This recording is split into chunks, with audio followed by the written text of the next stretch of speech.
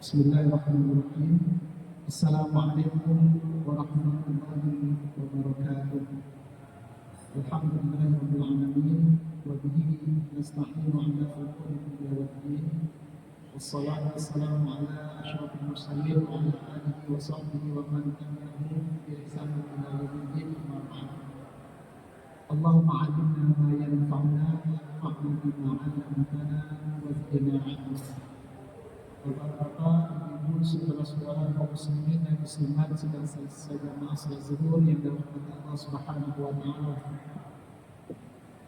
Alhamdulillah, Allah masih memudahkan kita untuk menjaga puasa kita sekaligus menjaga salat lima waktu kita dengan bersegera untuk meninggalkan sementara aktivitas duniawi kita untuk menuju sholat fardu subuh. Semoga Allah bantu ketaatan kita ini, terutama puasa kita. InsyaAllah Allah akan bantu sampai kita berbuka nanti dalam keadaan lancar sehat walafiat. Pada kesempatan yang sangat singkat dan berharga ini menjelang qomah sholat zuhur, seperti biasa kita akan coba mengulang-ulang kaji atau memberikan tausiah singkat, kuliah singkat pada zuhur ini sebagai landasan kuliah kita pada siang hari ini. Kita akan coba kutipkan beberapa pernyataan ulama terhadap sebuah perintah Allah Subhanahu wa taala.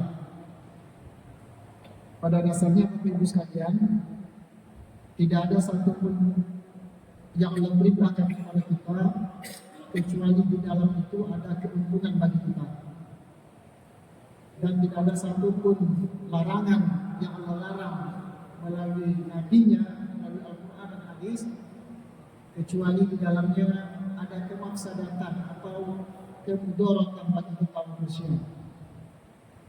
Sebut sajalah apapun ibadahnya, apapun perintah dalam Al-Quran, itu pasti mengandung kemaslahatan bagi manusia apabila melakukannya, dan akan mendatangkan kemudaratan bagi orang yang meninggalkannya.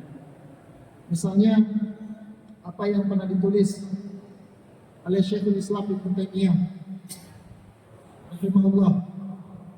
Beliau pernah menukilkan dalam Majmu' Fatawa beliau, kita bacakan langsung. Kata beliau, fa inna syari'ata mabnaha wa asasuha 'alal hikam wa masalihil ibad fil ma'ashi wal ma'adi. Ringkasnya begini menurut Taimiyah, semua syariat yang disebut syariat itu pasti ada perintah dan larangan.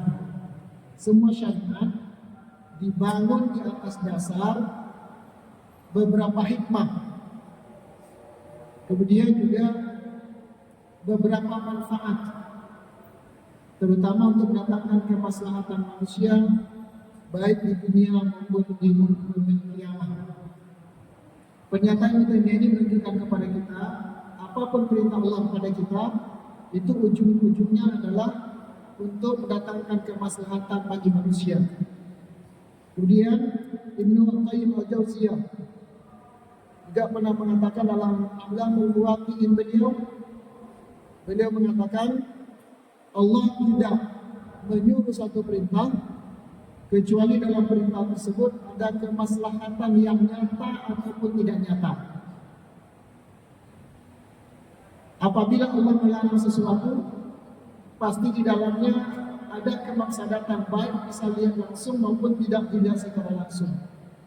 Maka yang ketiga ini kita kutipkan sebagai pengantar kuliah zuhur pada hari ini. Menurut Imam Syafi'i dalam buku Al-Muwafaqah beliau katakan, syariat itu dibangun lima solihal ibad, yaitu untuk mendatangkan kemaslahatan manusia di dunia dan akhirat, baik di dunia maupun di akhirat. Tiga pernyataan ulama ini, kaum muslimin berbahagia, cukup bagi kita untuk menganalisa apa yang sedang kita kerjakan pada hari ini, itu melaksanakan ibadah puasa Ramadan. Puasa Ramadan itu pasti punya hikam atau hikmah atau asrar rahasia yang kadang-kadang kalau kita tidak ulang-ulang kita tidak dapat hikmah tersebut. Maka kesempatan ini kita coba ulang 3 hikmah dari Syahrul Ramadan ini yang barangkali bisa kita renungkan bersama. Pertama, rupanya dengan puasa Ramadan ini Allah betul-betul ingin mendidik kita untuk menjadi orang yang ikhlas. Selagi puasa Ramadan betul-betul mengajarkan kita semua untuk mendidik kita supaya berbuat secara ikhlas. Ini sering kita dengar bahwa di antara amalan yang bisa disembunyikan, dari manusia, salah satunya adalah puasa. Jadi puasanya adalah salah satu ibadah yang bisa disembunyikan dari manusia. Tetapi kenapa kita, Bapak Ibu sekalian, saudara-saudara yang mulia, tidak berani membatalkan puasa padahal manusia tidak melihat? Ini semuanya adalah karena kita ikhlas karena Allah Subhanahu wa Ta'ala. Maka orang berpuasa yang pertama sekali Allah inginkan dari kita adalah untuk memurnikan tauhid kita. Wa ma umiru illa liya'budullaha mukhlishina lahuddin. Ini berat Bapak Ibu sekalian. Di saat manusia hari ini hampir semuanya ingin dapatkan validasi, mendapatkan penilaian, pengakuan dari orang lain. Tetapi Allah tunjukkan, Allah ajarkan kepada kita puasa supaya kita berbuat itu tidak mesti mendapatkan pengakuan dari manusia. Kita nggak peduli apakah orang akui kita puasa atau tidak, kita nggak peduli. Apakah orang menilai kita ini sedang berpuasa atau tidak, kita nggak peduli. Kenapa? Karena yang kita pentingkan itu Allah Subhanahu wa Ta'ala. Sehingga walaupun kita ada kesempatan untuk membatalkan puasa kita secara bersedia, kita nggak berani. Karena kita tahu bila muraqabatullah, itu dalam pantauan Allah Subhanahu wa Ta'ala. Maka dalam hadis yang selalu diulang-ulang, kullu wa amalan min adam lahu, setiap amalan anak Adam itu untuknya kecuali puasa. Fa innahu li wa ana jazihi. Puasa itu spesial, itu adalah miliknya dan akulah yang akan membalasnya. Maka yang pertama sekali harus kita ingat, ketika kita berpuasa, kita mencoba untuk meluruskan hidup kita, yaitu untuk meluruskan tauhid kita supaya murni kita beribadah kepada Allah Subhanahu wa Ta'ala. Dulu Bapak sekalian, pernah kami sampaikan di mimbar ini juga, rugi kalau kita hidup hanya untuk meminta penilaian orang lain. Sangat rugi manusia hidup apabila amalannya itu hanya untuk penilaian orang lain. Kenapa Bapak Ibu sekalian? Karena satu saat kita harus tahu, karena suatu saat ketika kita meninggal dunia, maka semua yang kita lakukan itu akan dilupakan orang lain. Maka seorang ulama menyatakan, andaikan manusia tahu betapa cepatnya orang lain akan melupakan dirinya setelah dia meninggal, maka tidak mungkin dia mau berbuat kecuali hanya untuk Allah Subhanahu wa Ta'ala. Capek kita berbuat untuk manusia. Capek kita berbuat hanya untuk penilaian manusia. Capek kita kalau seandainya hanya minta pengakuan manusia. Maka dengan puasa ini kita diajari Allah Subhanahu wa Ta'ala untuk berbuat ikhlas. Dan orang ikhlas inilah orang yang paling mudah bahagia. Orang ikhlas ini adalah orang yang paling mudah sekali bahagia, sebab dia berbuat hanya untuk Allah Subhanahu wa Ta'ala. Itu yang pertama. Yang kedua, hikmah dari puasa Ramadan yang Allah tunjukkan kepada kita adalah kita sedang dididik dan diajarkan untuk hidup sesuai dengan aturan. Ulangi, hidup sesuai dengan aturan. Tentu dalam hal ini sebagai Muslim kita sedang dididik oleh Allah untuk hidup sesuai dengan apa yang diajarkan oleh Rasulullah SAW. Dalam puasa ini Bapak Ibu sekalian, gak boleh kita seenaknya saja melaksanakan puasa.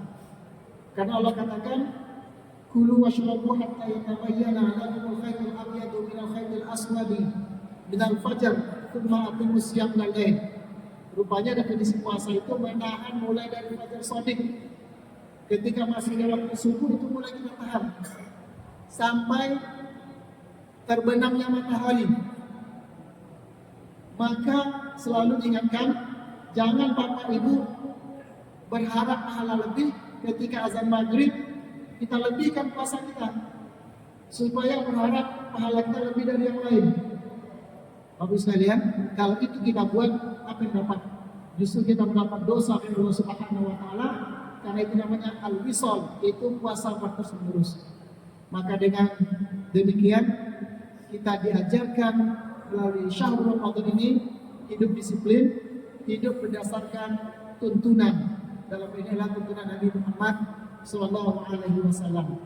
Orang yang berpuasa mestinya ke depan adalah orang-orang yang tidak akan berbuat kecuali itu izin syariat, tidak akan berbuat kecuali itu sesuai dengan perintah Allah Subhanahu wa taala.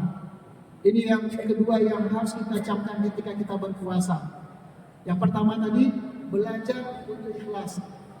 Yang kedua, belajar untuk taat kepada aturan sesuai dengan aturan yang Allah berikan kepada kita. Yang terakhir, yang ketiga, hikmah dari disyariatkan puasa Ramadan itu adalah kita didekat dengan Al-Quranul Karim. Kita didekatkan dengan sebuah panduan kitab suci yang benar-benar tidak diragukan itu datang dari Allah Subhanahu wa taala. Maka salah satu ibadah yang paling utama di dalam bulan Ramadan adalah tadabbur, tadarus dan tilawatul Quran, yaitu mendekatkan, berinteraksi dengan Al-Quranul Karim. Ternyata Bapak Ibu sekalian, orang yang dekat dengan Quran itu selain daripada dimuliakan oleh Allah, Al-Quran bisa membuat orang cerdas. Al-Quran sebetulnya membuat orang berilmu pengetahuan. Maka aneh kalau ada orang mengaku dekat dengan Quran tetapi wawasannya semakin picik. Orang yang merasa dekat dengan Quran, berinteraksi dengan Quran, tetapi membuat pikirannya sempit. Tapi yang terbaik adalah semakin dekat dengan Quran, maka wawasan kita luas. Karena salah satu fungsi Quran itu adalah membangun kecerdasan manusia. Bukankah kita lupa? Bukankah kita tidak? Apakah kita tidak tahu betapa banyak ayat dalam Al-Quran itu mengatakan afala ta'qilun, afala tubsirun? Banyak sekali. Apakah kalian tidak mau berpikir? Apakah kalian tidak memperhatikan? Ini menunjukkan kepada kita salah satu selain daripada sebagai petunjuk, Al-Quran itu juga membuat kita semakin hari semakin cerdas. Maka penelitian menunjukkan orang yang membaca Quran secara terus menerus, insya Allah tidak akan pikun. Orang yang mendawamkan Quran terus menerus, tidak pernah hari berlalu kecuali dia baca Quran, insya Allah akan cerdas. Walaupun kadang-kadang badannya lemah, walaupun kadang-kadang fisiknya lemah, tapi akan pikirannya dijaga oleh Allah Subhanahu wa taala. Inilah rahasia para ulama dahulu. Walaupun umurnya 90 tahun, 100 tahun, tetapi Allah jaga pikirannya. Karena dengan dekat dengan Al-Quran tersebut, Allah bantu kita untuk mempertahankan ingatan kita. Karena yang kita baca itu adalah kalam Allah, yaitu kalam-kalam Allah. Maka oleh karena itu kaum muslimin berbahagia, mumpung minggu awal di bulan Ramadan, kembali kita ingatkan semua kita yang hadir, jangan pernah berlalu satu hari bulan Ramadan ini kecuali kita buka mushaf, kecuali kita baca Quran. Dan mudah-mudahan di antara kita ada yang mentadabburnya, mempelajari lebih detail. Sebab Al-Quran ini luar biasa. Ketika kita pelajari semakin dalam, dia semakin dalam. Dan ketika sampai pada kedalaman tertentu, maka kita akan mengatakan mafalat tahadha batila. Air mata bisa menangis, perasaan kita bisa menjadi tenang, dan kita semakin dekat dengan Allah Subhanahu wa taala. Karena dengan Quran itulah Allah bukakan, Allah singkapkan rahasia-rahasia kehidupan yang apabila kita tidak baca Quran tidak kita ketahui bersama. Semoga Allah bantu kita untuk memelihara tiga hal ini. Pertama, belajarlah hidup untuk Allah. Yang kedua, belajarlah hidup berdasarkan peraturan yang dibuat oleh Rasulullah SAW. Dan yang ketiga, mari kita dekati Quran. Mudah-mudahan Allah berikan kecerdasan kepada kita dan Allah jaga otak dan hati kita untuk bersama Al-Quran Al-Karim. Subhanallah wa bihamdihi, asyhadu an la ilaha illa anta, astaghfiruka wa atubu ilaik. Wassalamualaikum warahmatullahi wabarakatuh.